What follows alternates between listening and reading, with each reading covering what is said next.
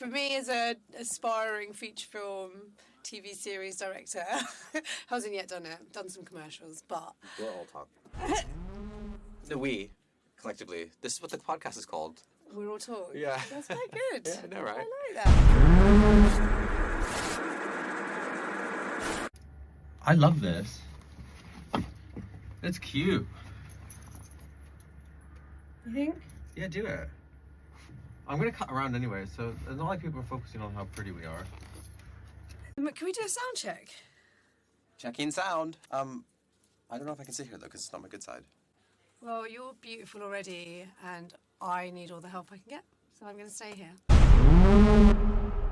Well, welcome, ladies and gentlemen.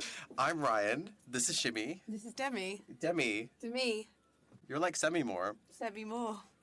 So why have we decided to occupy, like squatters, the Soho House podcast room? Last week, you took me to watch a film called The Substance, starring Demi Moore. Another way! We love you! Elizabeth! We love you! Feel that power, ladies! You got it!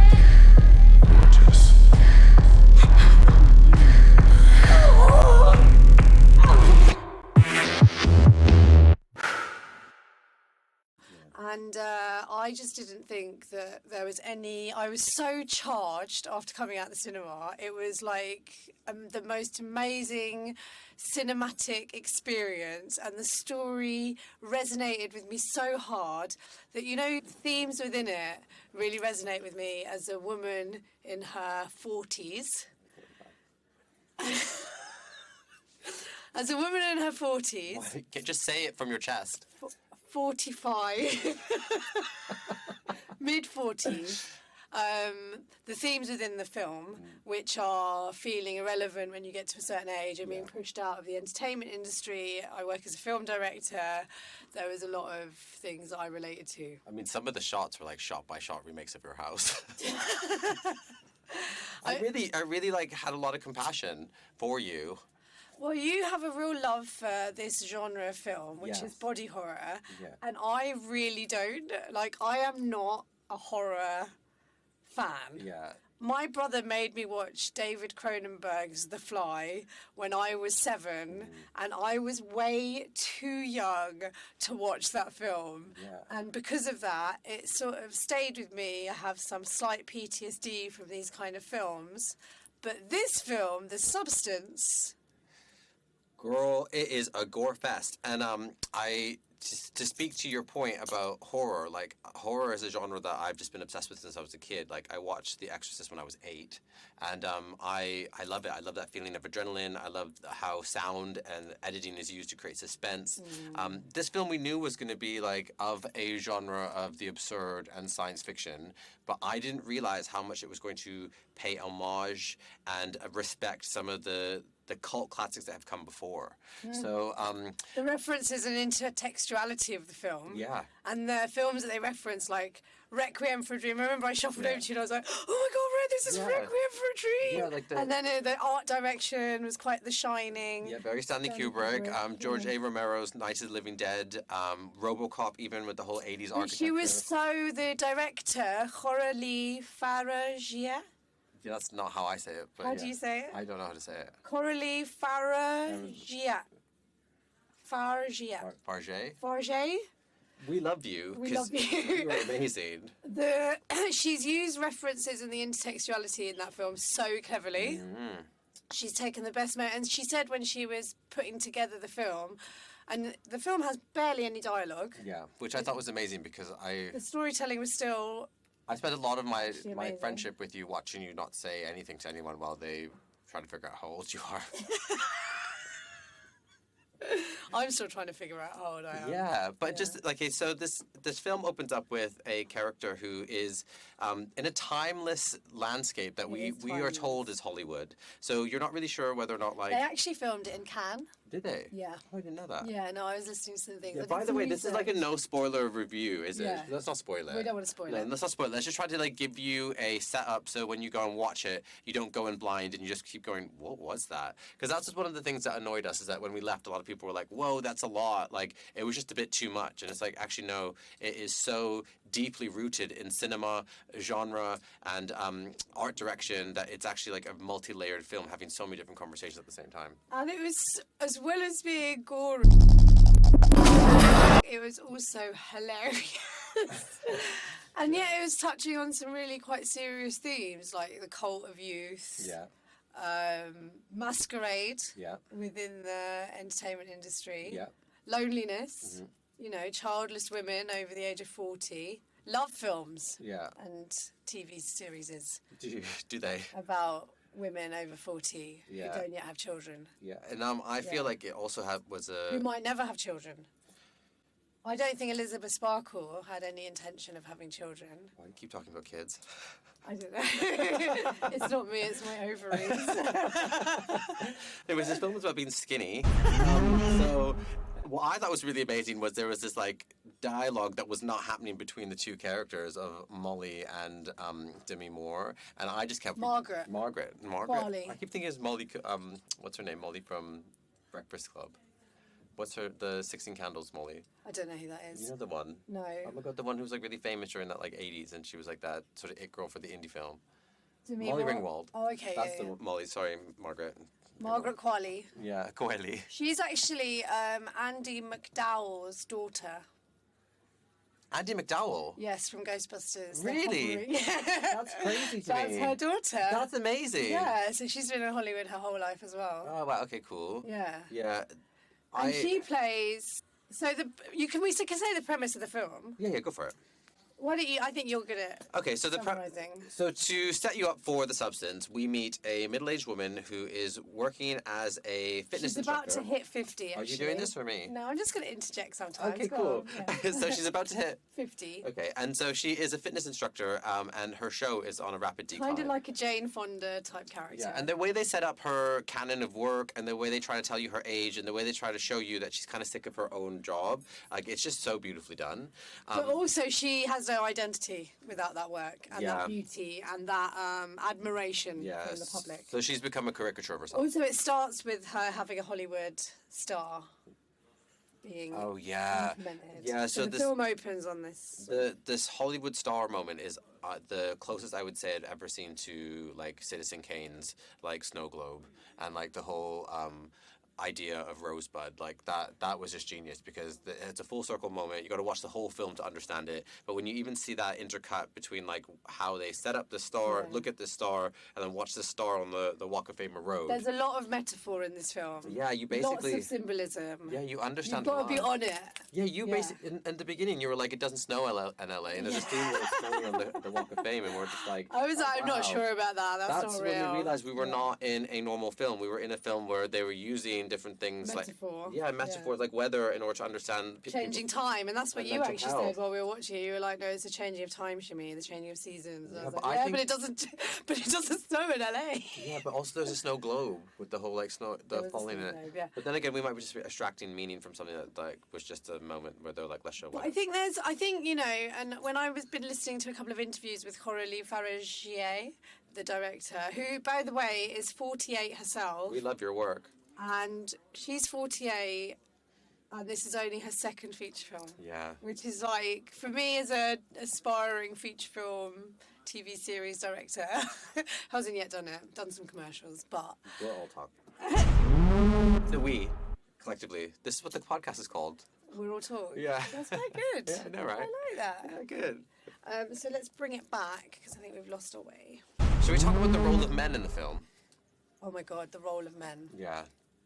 Dennis Quaid plays the main man. Yeah, and he is And he's like this the Hollywood... film with all these intense monologues. Yeah, he's like a Hollywood exec. But right from the get-go, when they introduce his character, they shoot him in such a way that it's very clear to see that he is the real monster. The white male gaze is the real monster in the room. Yeah. And there's this incredible shrimp scene, and I don't think that's a spoiler. No. But this is where the sound design and, you know, every choice that the director made in this film was the right one. Like, but it was hard listening to the sound. Yeah, they're sort of like crunching their prawns and like these and the these slurping yeah.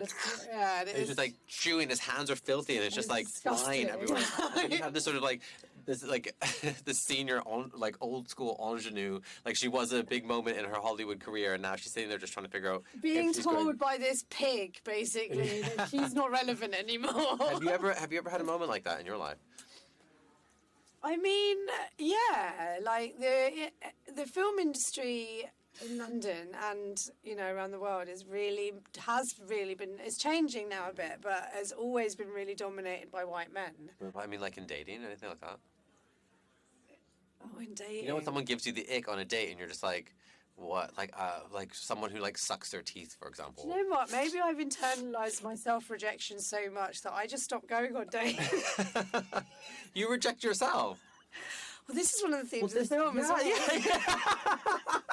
And I think that's why it resonates so hard with me, because actually I do believe as I've gotten older and I live in this big city, which sometimes feels rather lonely, especially as many of my friends went off and had kids and then totally forgot that Shimmy existed. Yeah. And then, yeah, it's been... And then they become like sea creatures as well. Yeah, and it's like then you internalise this sort of abandonment and rejection. But then they revere you for like not changing. Became a hermit. You became. Then a I met hermit. you. Oh yeah. And I drag her out to record podcasts every blue moon. But I think that scene in the film where she basically like forces herself to like get ready and go out, and then slowly just like completely annihilates herself. So there's a scene where she's getting ready for a date, and she's like, this is the Demi Moore, not the other version of Demi Moore. So basically, you take this substance. Oh, the pen. Sorry. And then a new version of you is born that is like younger, sexier, better. Yeah. Anyway, but you have to switch every 7 days. Yeah. That's the Gremlin reference. Yeah. So there's this this voice of God that is basically the beautician who you can only contact through the phone, and they say that you must live in each vessel for 7 days, and you must remember you are one. And you are one. And this is something that you brought up very soon after you watched the film. Yeah. And I was like still processing. Yeah. And you went into one about self-love. Yeah. And how she never accepted her other self. Yeah. Anyway, you please. Well, I lead thought it was with very interesting for me as a gay man. Like, I go through these highs and lows of hyper-productivity and being extremely visible, then being extremely reclusive and, like, extremely destructive. And, like, I don't allow the other to replenish itself or exist. And I just felt like when I watched that film, I was just watching someone have an opportunity, a missed opportunity to communicate to a younger version of themselves and not do it. I mean, there's a whole rhetoric now about, like, letters to your younger self and, like, making sure that you're journaling and all that shit that I hate talking about. But like there was this really beautiful moment where she's moving into the older body, and the older body's realizing that there is a line that's being crossed in terms of usage in each vessel. And I was like, this is a great opportunity for her to like tell her story, like what she's been through, or like how Hollywood's treated her. But she didn't do that. She just allowed the younger version to enjoy herself and just run riot. But she didn't have that. I think the thing about it is that she didn't have the vernacular to teach her young self-love, because she never possessed it herself. It was only when she had things being taken away from her, which you'll see in the film, that she suddenly was prompted to some kind of action against her other self. But it's interesting that you should touch on that duality. Yeah. So you feel, as a gay man, you have a duality, and then there's... I think everyone does in a performative sense, especially if you're in the performing arts, you're on stage and then you're off stage, or if you're an eccentric extrovert, you're like with people and then without people, and like if people don't... What about this whole thing about, you know, influencers and people in front of the camera being, you know, and us, this obsession with authenticity? Does that really exist? I think it exists with me because I kind of just am how I am. Yeah. Because I met a lot of people who have said like, oh, you're just exactly how I thought you'd be. Yeah. Or I thought you'd like I thought that was all just performance, but you actually are a nightmare. And so I love the fact that I'm authentic. Yeah, fully. I would say you're authentic. You are very similar to your, like, your Instagram is slightly more polished, but still unhinged. Yeah. Which I love. Yeah, it's like I'm a merchant of chaos. Yeah. Yeah. And you do it well. Yeah, I love it. Yeah. Yeah, and like it's so real that like there are moments where people are like, okay, he's not on Instagram. Where is he? What's he doing? And like it's interesting to see that I don't know what that world is and what that place is, and it just really hit home when we were looking at the setup of the film Substance and how like where the bodies are kept and like and how the house is like extremely pristine and The art direction of this film and the production design is incredible. Have you ever dreamt of a better version of yourself? This is the Substance. I feel like the time has been kind to me, but I still have feelings of not being as relevant. And like as a woman, yeah.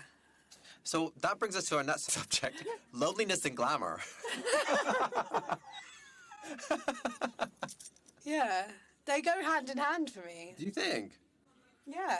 Well, I mean, I think glamour is all-consuming, so I think there's no option but to have a moment of loneliness. Also, if you think about glamour, you're once removed from like society. That's the whole essence of being glamorous, is that you're not really in with the public and the people. You're sort of beyond them.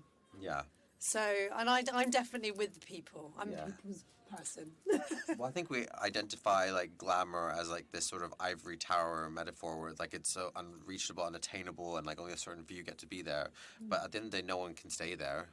Everyone has to return to their former selves. Or Because like the seasons, we also go through changes. yeah.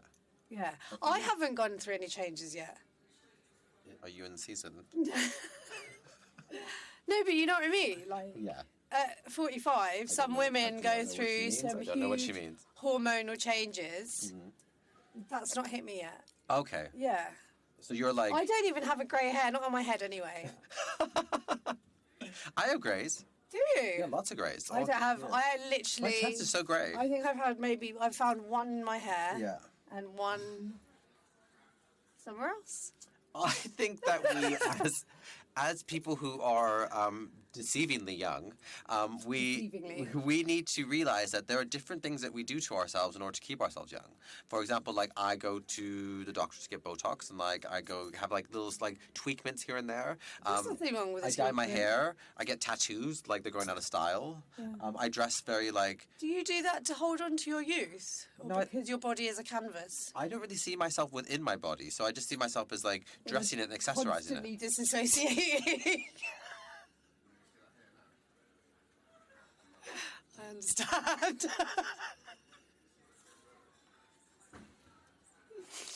Hey.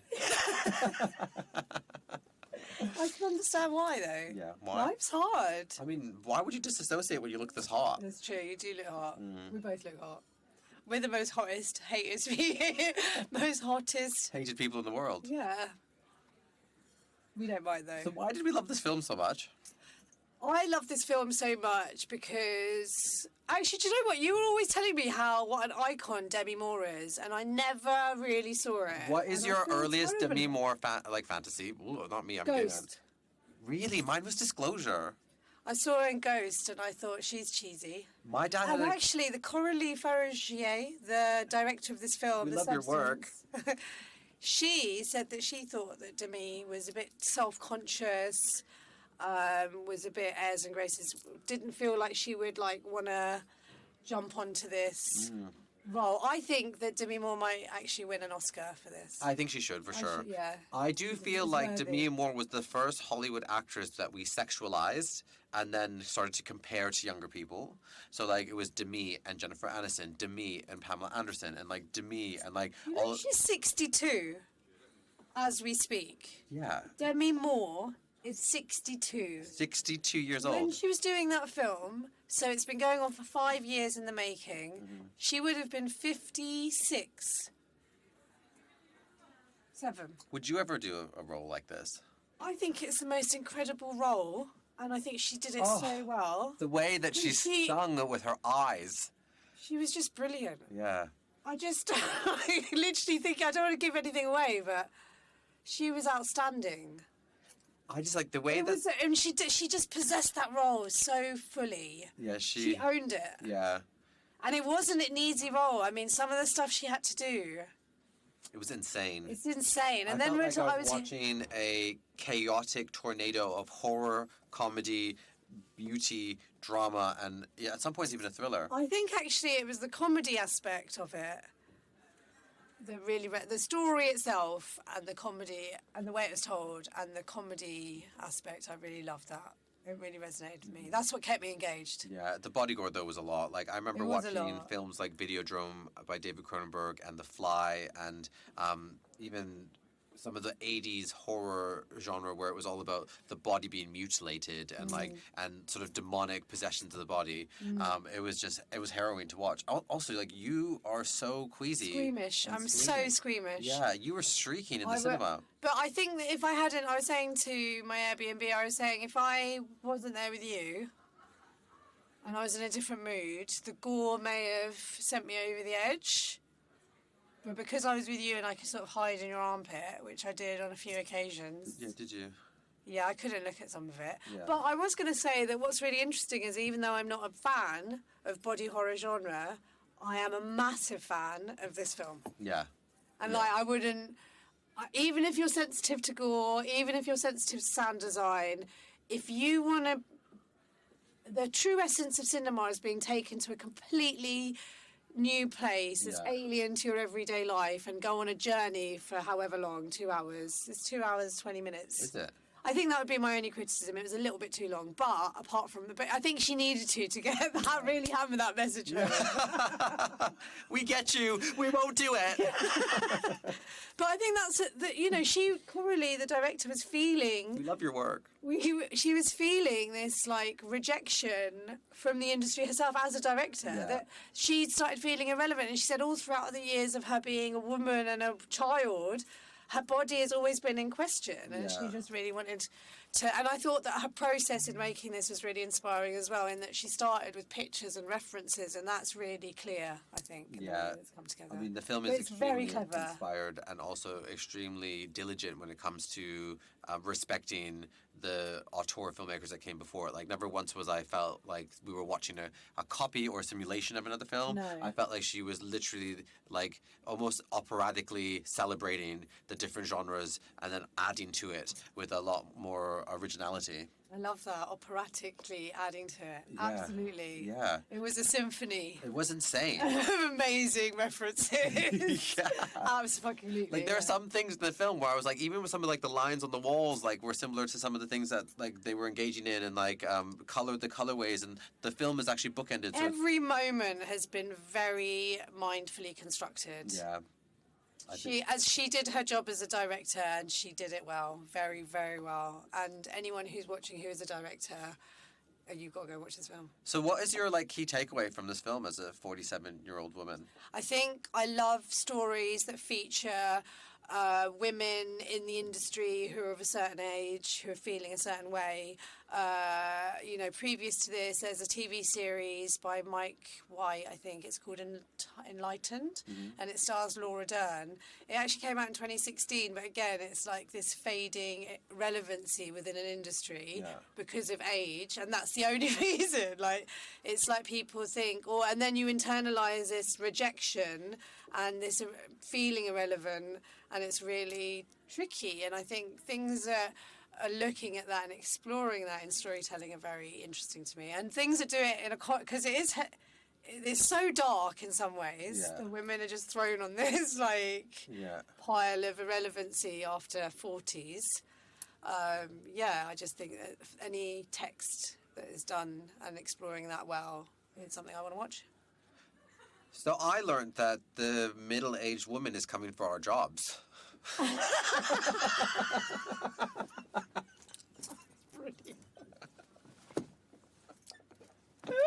And on that note, We'll all talk. We'll all talk. Thanks for watching. Bye. Enjoy the film. Till the next one. Should we do the... Oh, no. You just left me hanging. I'm not doing that with you.